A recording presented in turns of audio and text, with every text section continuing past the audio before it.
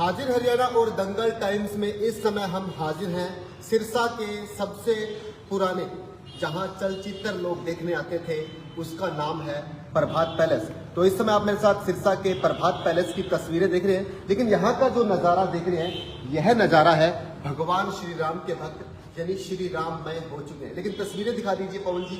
ये है प्रभात पैलेस, जहाँ लोग मनोरंजन करने के लिए यानी कि चलचित्र देखने के लिए यहाँ फिल्में देखा करते थे। तो ये सिरसा का वो पुराना प्रभात पैलेस है, लेकिन अब यहाँ धर्म के कार्य होते हैं। इसी धर्म कार्य की कड़ी के अंदर यहाँ श्री राम कथा का आयोजन हो रहा है। और इस श्री राम कथा के ये जो श्री राम कथा है किसके तत्वाधान में होने जा रही है, ये समस्त बात हम श्री राम भक्तों से करेंगे।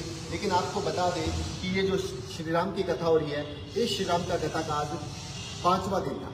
इसी 5वें दिन के साथ 24 तारीख को इस श्री राम कथा का यानी कि समापन होगा और भंडारे की व्यवस्था भी की जाएगी। तो आइए इसी कड़ी में हम श्री राम भक्तों से बात करते हैं। तो मेरे साथ बिल्कुल मध्य के अंदर है अंकुर कलंगा जी। तो आइए अंकुर जी से बात करते हैं। तो अंकुर जी, ये जो श्री राम की कथा हो रही है, ये किसके तत्वाधान में की जा रही है? नमस्कार भाई साहब, आपको आने के लिए। ये तत्वाधान श्री रामलला परिवार संघ की तरफ से राम कथा का आयोजन हुआ है। 16 तारीख से 24 तारीख तक चलेगा।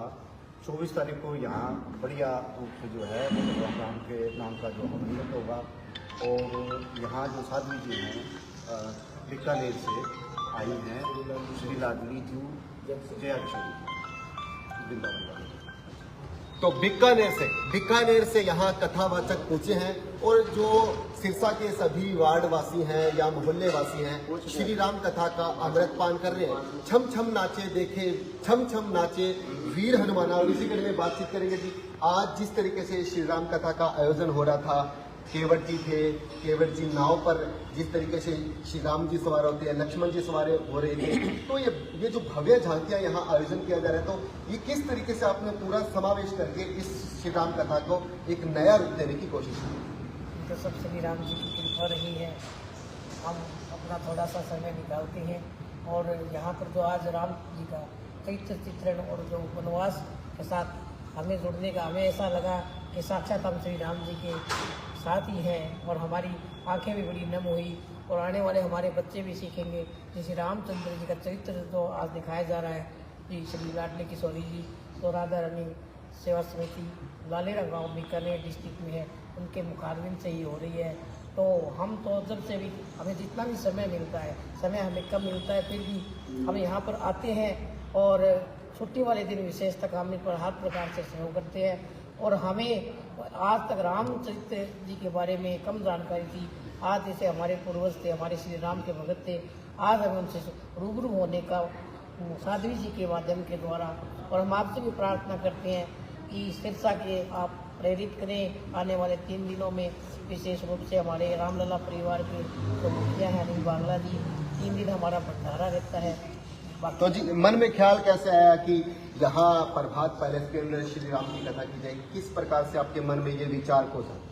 ये हम शाम को रामलला परिवार संघ के सदस्य बैठते हैं, आपस में ही विचार है और श्री राम जी की इच्छा हुई होगी, क्योंकि हम लोग तो ना श्रेष्ठ हैं और ना खास हैं। जो श्री राम जी ने जिससे जो कार्य करवाना होता है वो करवा ही लेते हैं। और इससे पहले हमने एक भागवत कथा भी करवाई थी खाटू श्याम पटेल बस्ती में, और वो सफल आयोजन रहा था। और इस बार हमारे अनायास ही मन में आया कि श्री राम जी की कथा करवाई जाए।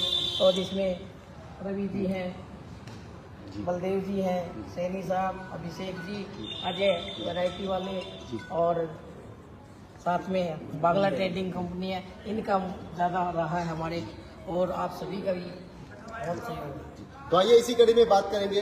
तो आपको कैसे लगा कथा को? आपने यानी कि आज रसपान किया है, तो 5 दिन से लगातार आप रसपान कर रहे होंगे, तो किस प्रकार से आपको कथा लगी कि यहाँ सिरसा के इस प्रभात पैलेस के प्रांगण में हो रही है?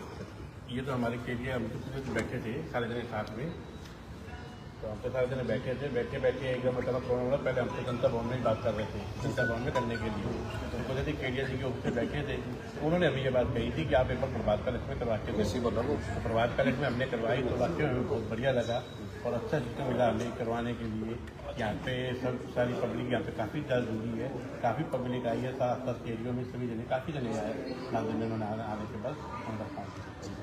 तो देख रहे हैं वो तस्वीरें, वहाँ ये जो मेरे साथ देख रहे हैं, यहाँ कुर्सियाँ लगी हुई करती थी और यहाँ से लोग यानी चलचित्र देखा करते थे। और आइए इसी कड़ी में बात करेंगे, कभी आपने भी इस प्रभात पैलेस में फिल्म देखी होगी?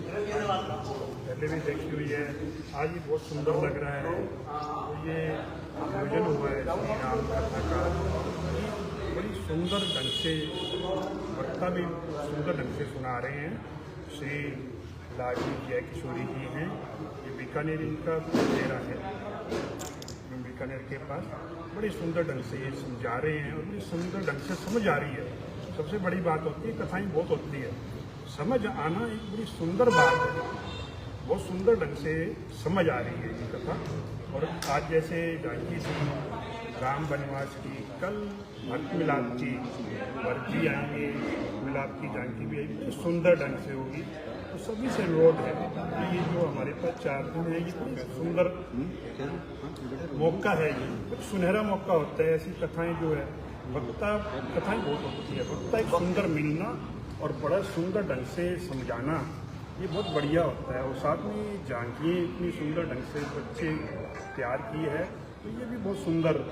बाकी तो सभी से अनुरोध है कि 4 दिन ज़्यादा से ज़्यादा आके कथा का रसपान करें, तो बड़ा सुंदर ढंग से अच्छा लगेगा और अपने जीवन को सार्थ करें। तो बाल रूप के अंदर आज यहाँ श्री राम के जो यानी बात कहूँ तो जो श्री राम की झांकियाँ निकाली थी, तो बाल रूप में जो बच्चे थे उन्होंने उन झांकियों को सभी का मन मोहा। इसी के साथ पवन जी दिखाएंगे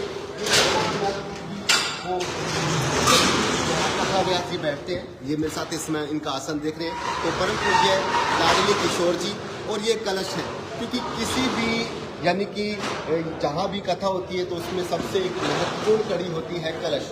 पहले कलश उठाए जाते हैं और अंतिम दिन यानी कि जिस दिन समापन होता है वो कलश जो कि भगत जन उठाते हैं वो अपने घर लेके जाते हैं। तो इसी कड़ी में बात कर लेते हैं अंकुर जी, और क्या कहना चाहेंगे कि आगे 2 दिन रह चुके हैं, तो इसी 2 दिन के साथ किस तरीके से आगे इस कथा में आपका क्या रूपरेखा है? देखो, पहले तो आपने ये पूछा किस कारण से यहाँ कथा का कैसे विचार आया। तो नवीन केडिया जी जो प्रभात पैलेस सर्वग्रामी सभा है जी सर, उसके अंदर ये प्रभात पैलेस आता है, एक वृद्धाश्रम आता है यहाँ से, एक ये प्रतापगढ़ आता है, और भी काफ़ी जगह होती है, वो भाई साहब को पता है। तो उनके पास बैठे थे रामलला परिवार के संघ के डॉक्टर साहब और बागला जी, सारे रवि भाई, तो सारों उन्होंने हौसला दिया विदाउट कॉस्ट, ये सेवा के लिए बनी थी।